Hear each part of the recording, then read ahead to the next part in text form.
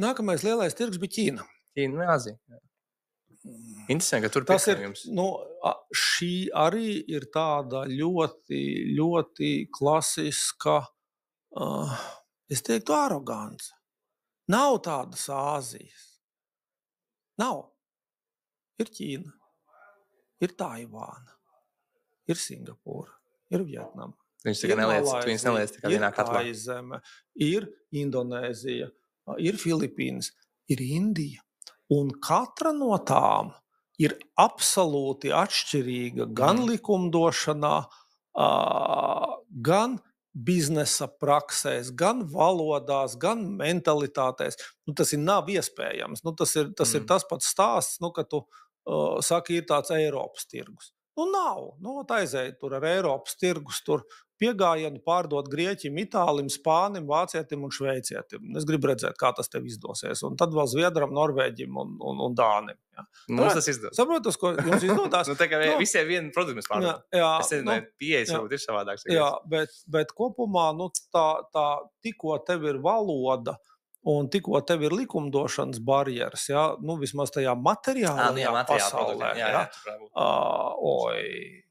Nē, to nevar. Ne, bet Ķīna, ja, un kāda bija stratēģija nokļūšanai Ķīnā, tas arī, protams, ir tāda ļoti normāli. Var vesels lekcijas garumā pastāstīt, kā pieņem stratēģisko lēmumu ieiešanai tur, 1,5 miljardu cilvēku tirgu.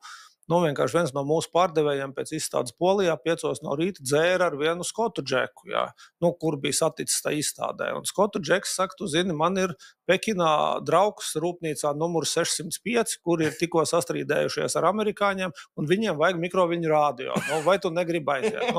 Un tas čalis atnāk pie manis pēc tās izstādes un tādā pašā veidā atstāsta šo ģeniālo biznesa priekšlikumu, vēlns, vai tu negribi aizbraukt uz Ķīnu, tur iepazīties ar džeku no rūpnīcas numur 605. Ja. Un es aizlidoju. Vienkārši aizlidoju, nopirku biļetes un aizlidoju uz Pekinu. Absolūti nesaprotot, kas tur būs galā. Un tiešām tur bija čalis, kas runāja lieliski angļu valodā, ieguvis izglītību Kanādā. Tiešām rūpnīcā numur 605, tiešām pārdeva radio visiem 3 ķīniešu mobilajiem operatoriem, tiešām bija salecies ar amerikāņiem, un viņiem vajadzēja produktu. Kā tu domā, mums bija tas produkts vai nebija? Visticamāk, ka nebija. Protams, ka nebija. Un uz jautājumu, vai jums tāds ir, ko es teicu? Būs, vai arī ir? Sūds jautājums. Protams, ka ir. Protams, zinām, mākam, un mēs vienojāmies, ka pēc 3 mēnešiem mēs aizsūtīsim viņam certifikācijai radio. Tādu, kā viņiem vajag. Un tad visi 3 mēnešus ēda zemi un to radio prototipu uzradīja. Ja?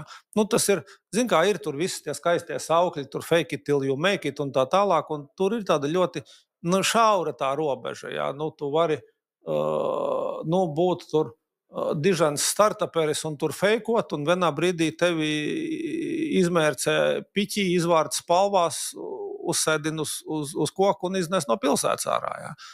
Tur ir baigi labi jāsaprot, ko drīkst teikt un ko nedrīkst. Mēs zinājām, ka mēs to varam.